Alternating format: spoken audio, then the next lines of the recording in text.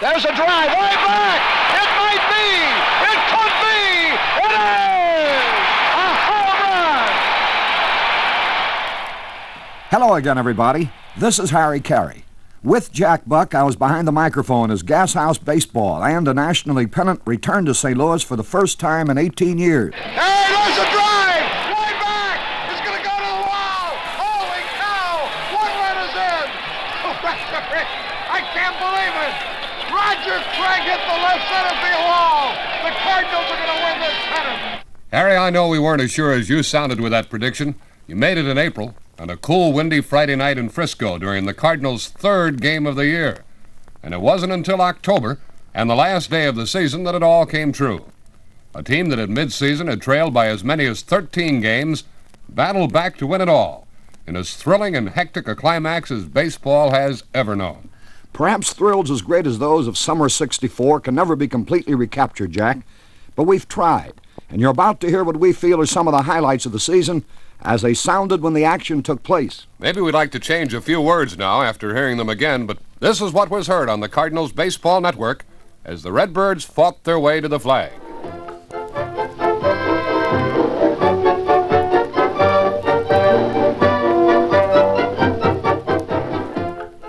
Jack, it was a season in which every victory was awfully important and every defeat a real tragedy.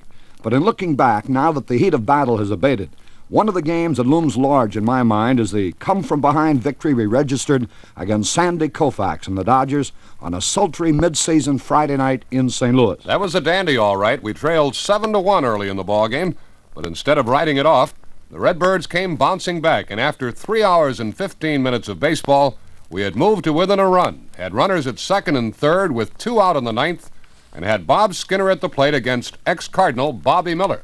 Into the windup he goes. Here it is. A base hit. One run is in. Here's the winning run. The Cardinals win. The Cardinals win. The Cardinals win. Holy cow. The Cardinals win it. 8-7. Without that one, who knows where our guys would have spent mid-October. One of my most vivid memories of the '64 season also occurred in July in Pittsburgh. It was our first and best rhubarb with the men in blue. Here's Harry. Here's a stretch. The pitch. A bouncing ball to the first baseman. Here's Brock trying to score. He knocks the catcher over and he's safe. He is safe. Sergio forgot about the play at the plate.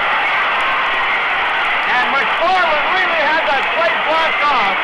And Brock got in there and turned the somersault. He went head over heels and turned over. Hey, a man from third base is on the play. How can that be? I can't believe it, Harry. I couldn't either, Jack, but it felt a little bit better when we went on to win that ball game. I remember National League President Warren Giles sent you season's greetings before we finished rehashing that one.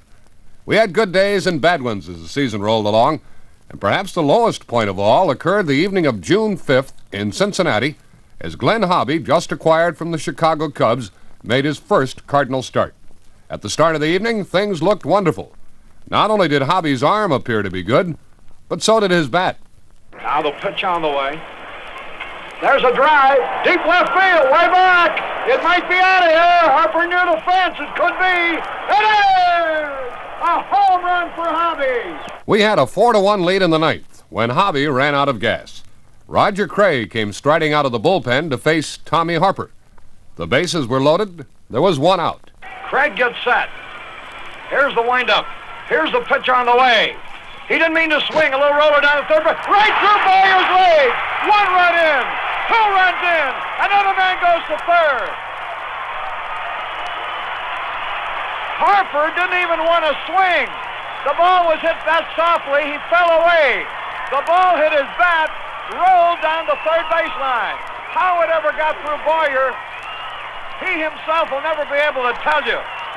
He must have looked up to see what play he would have. And 2 runs score on it. And the tying runs now at third. And still only 1 out. After that, Pinson was intentionally passed, and Bobby Shantz came on to face left-handed hitting Gordy Coleman. But instead it was a right-handed hitter, Darren Johnson, who stepped in, and Redbird fortunes were about to sink to a new low. There's the wind. Here's the pitch. There's a base hit up the middle, and the Reds are going to win the ball game. Here's the winning run scoring, the throw to the plate. The Reds win. Darren Johnson single to center. I don't know how you can lose some of these ball games, but we do. So the Reds, almost unbelievable. And it's all over. The Reds score 4 in the ninth and beat the Cardinals 5-4. That was the second of a 4-game losing streak. But about that time, as the Cardinals sputtered and faltered, unable to gain momentum, another acquisition from the Cubs, Lou Brock, began to assert himself in all phases of the game. He was a consistent 300 hitter. Not a great outfielder, but a fellow with a flair for making the big play. Slow ball swung on, a drive, back to left. Way back is Brock, he jumps. Holy cow, did he make the catch or not? Yeah, he's got the ball, the game is over. Lou Brock, a spectacular leap through the air. Boy, he jumped higher than the fence. He lost his cap, and very nonchalantly, he didn't show the ball at all. He walked over and picked up his cap, and it was only then that everybody realized that he had caught the ball. A spectacular catch to end the game with. And oh, how he could run. There's the stretch. And the pitch to Dick Groat. There goes a runner. Low into the dirt. There'll be no play. A stolen base for Brock. A curveball that broke into the dirt. So Brock has now stolen 16 bases already this year. And his blinding speed seemed to ignite the spark as suddenly Gashouse baseball came back to Busch Stadium. The pitch to Skinner. Swung on and a bouncing ball to first base. I don't think they'll get 2. Out at second. Safe at first, and the run scores. And the Phillies charge out and argue about the call. Now another man trying to score, and Brock is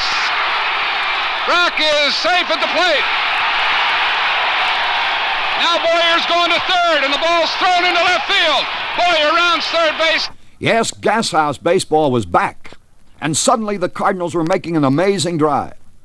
And the season moved into that final hectic week. Remember how it was? You fans opened your morning paper on September 28th. Cincinnati led by 1 over the fading Phillies and by 1.5 over the onrushing Cardinals. An ironic twist was developing in St. Louis as the Cardinals got ready to host the Phillies.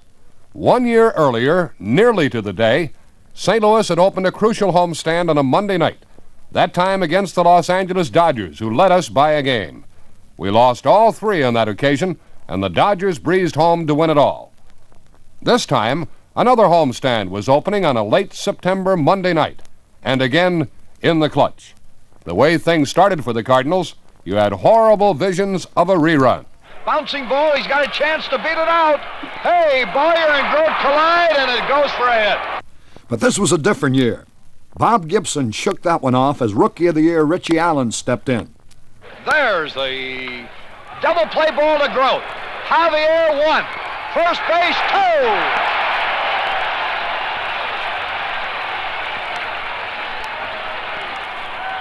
From Groat to Javier to White. It was scoreless in the second when Bill White, a first-half flop and a second-half sensation, stepped to the plate. Here's Bill White. There's a shot to right, a base hit.